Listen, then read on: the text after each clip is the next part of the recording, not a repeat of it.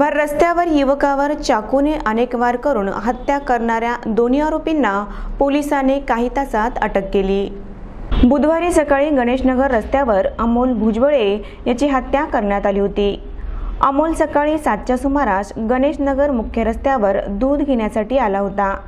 दूध पॅकेट घेत असताना अमोल दुचाकीवर बसलेला होता। पाठीमागून हेल्मेट घातलेला एक युवक आणि तोंडाला रुमाल बांधलेला असे दोन युवक हातात मोठे चाकू घेऊन आले। दोघांनी अमोलवर सपासप वार केले। हल्लेखोरांच्या तावडीतून पळून जाण्याचा प्रयत्न अमोलने केला।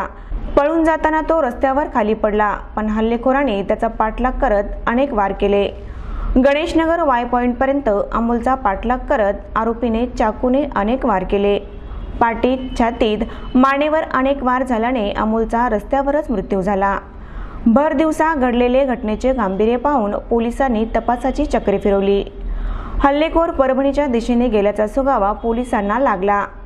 स्थानिक गुन्हे शाखेच्या पथकाने एका गावातून दोघांनाही अटक केली। 28 वर्षीय गोपाळ वाकोडे आणि 20 वर्षीय निखिल वाकोडे दोघांना अटक करण्यात आली आहे। मयत अमोल भुजबळे हा मूळचा ढोकी गावातील आहे। दोन्ही आरोपी ढोकी गावातील आहेत। काही महिन्यापूर्वी मयत आणि आरोपीमध्ये भांडण झाले होते।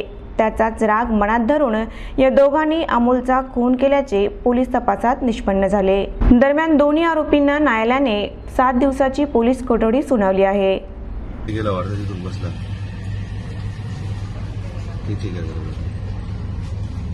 हॅलो हॅलो अजून धडधड करायला जय